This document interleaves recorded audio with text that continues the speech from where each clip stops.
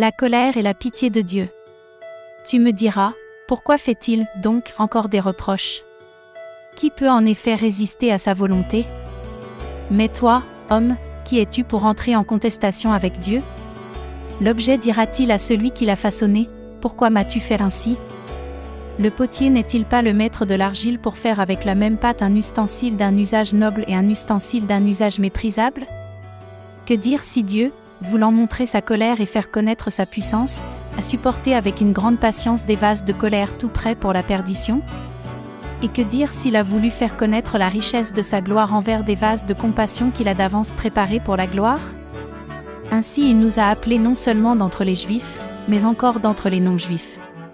C'est aussi ce qu'il dit dans le livre d'Osée, « J'appellerai mon peuple celui qui n'était pas mon peuple, et bien aimer celle qui n'était pas la bien aimée. » Et là où on leur disait, « Vous n'êtes pas mon peuple », ils seront appelés fils du Dieu vivant.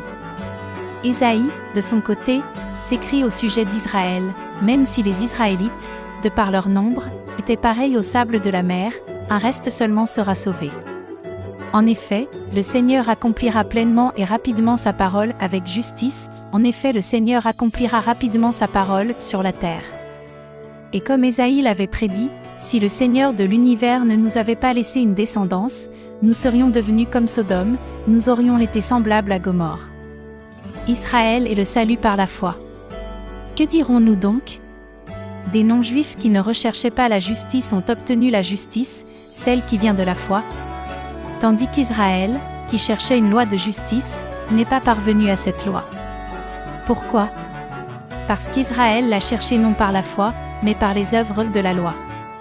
Ils se sont heurtés à la pierre qui fait obstacle, comme il est écrit, « Je mets dans Sion une pierre qui fait obstacle, un rocher propre à faire trébucher, mais celui qui croit en lui ne sera pas couvert de honte. » Romains chapitre 10. Frères et sœurs, le vœu de mon cœur et ma prière à Dieu pour les Israélites, c'est qu'ils soient sauvés. En effet, je leur rends ce témoignage, ils ont du zèle pour Dieu, mais pas conformément à la vraie connaissance. Ils ignorent la justice de Dieu et cherchent à établir la leur propre, ils ne se sont donc pas soumis à la justice de Dieu. Car Christ est la fin de la loi pour que tous ceux qui croient reçoivent la justice. Le salut est pour quiconque croit au Seigneur. En effet, Moïse décrit ainsi la justice qui vient de la loi, l'homme qui mettra ses prescriptions en pratique vivra par elles. Mais voici comment parle la justice qui vient de la foi. Ne dis pas dans ton cœur, qui montera au ciel?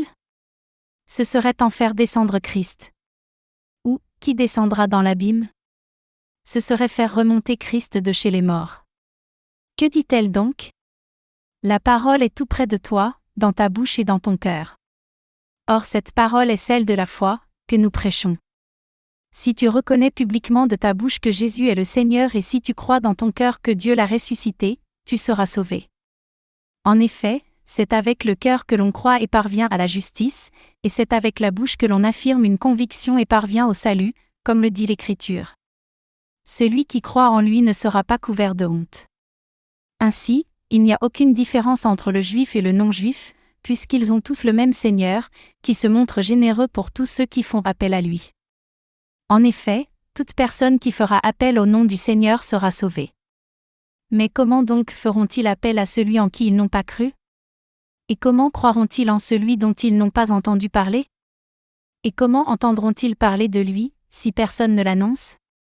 Et comment l'annoncera Théon, si personne n'est envoyé?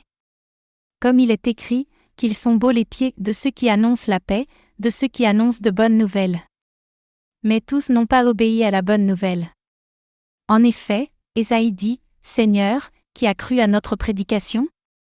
Ainsi la foi vient de ce qu'on entend et ce qu'on entend vient de la parole de Dieu. Je demande alors, n'auraient-ils pas entendu? Au contraire. Leur voix est allée par toute la terre, et leur discours jusqu'aux extrémités du monde. Je demande encore, Israël n'aurait-il pas compris? Moïse, le premier, dit.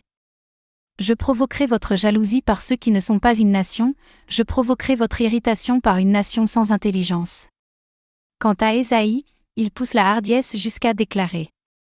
Je me suis laissé trouver par ceux qui ne me cherchaient pas, je me suis révélé à ceux qui ne me demandaient rien. Mais au sujet d'Israël il dit, À longueur de journée, j'ai tendu mes mains vers un peuple désobéissant et rebelle.